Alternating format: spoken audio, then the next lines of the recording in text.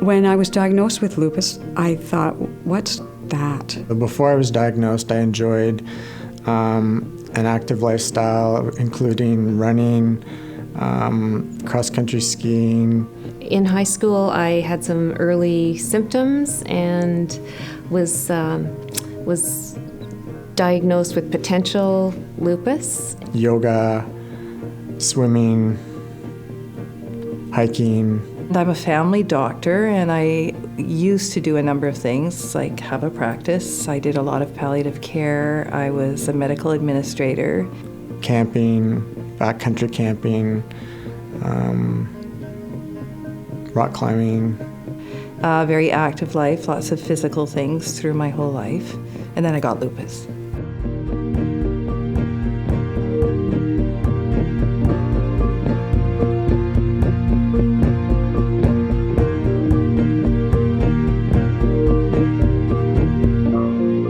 Lupus is a disease that affects about 1 in 1,000 white women, 1 in 500 to 700 black American women, and while the numbers are not entirely clear, it's common and quite severe in Asian women. We were on a boating trip. We came back. I noticed my ankles were swollen. I was really, really, really, really tired. And I thought, oh, maybe it's just that I'm doing all the schlepping and the packing and the kids are busy. But the next day I woke up and I was 10 pounds heavier. And I didn't know what was wrong with me. I tried going to bed as early as possible. Like, I just thought I needed a lot of sleep. I had a stressful job and my lupus flared severely.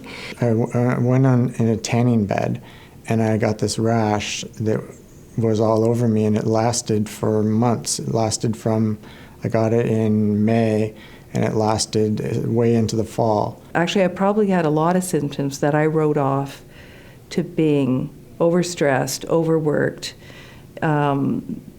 just a full life that was wearing you out. It's been called a disease with 1,000 faces because it can present in so many different ways. It can affect the skin, with everything from a mild skin rash to a devastating rash, the joints with arthritis. It affects the lining of the heart and the lung and the tummy. It affects the brain and the kidneys and the blood-forming organs. They sometimes aren't diagnosed, or they're not sick enough to get diagnosed, and something acute happens, and that's how they get their diagnosis. So that happened to me. He said that I didn't have lupus, and then so I had a I don't have lupus party because it was a big fear. And then the next time I went to him, he said he didn't have all the blood work in when he saw me last, and so he said that I definitely did have lupus. So it was kind of anticlimactic after having the celebration and then finding out, no, I actually do have it. Every lupus patient has different symptoms, different manifestations. It's like lupus is a language with 1,000 dialects, and you may have lupus, but you may not have you may not be speaking the same language as the person right next to you. My blood work showed that I was terribly anemic, but all my lupus tests were negative, which was pretty strange.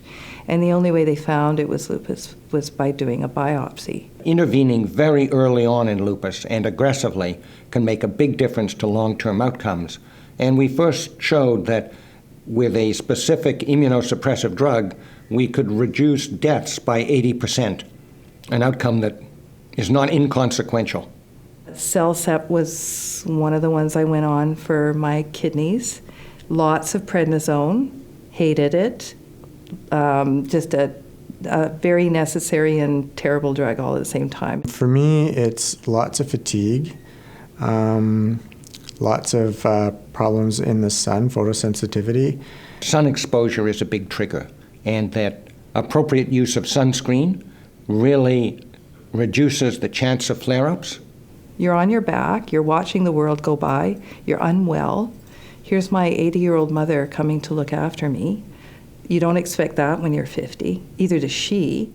So we've all had the flu, we've spent 3 days in bed, we think we're dying, we can't imagine ever getting better. But for people with lupus, that's how they feel all the time.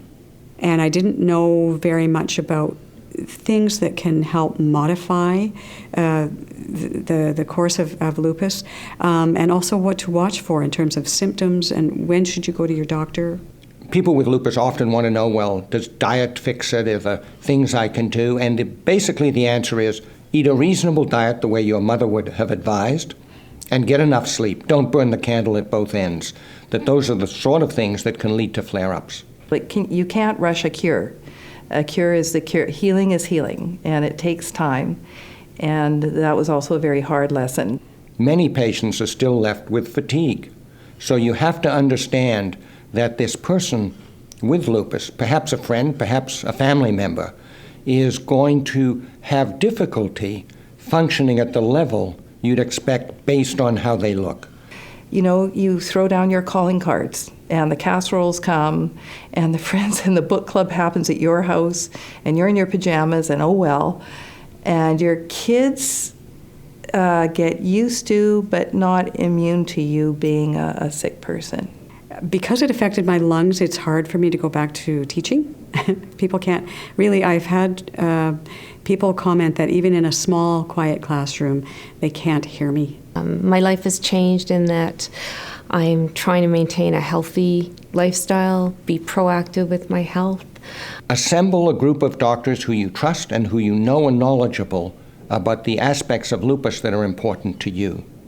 And the final thing is for you to learn as much as you possibly can about lupus.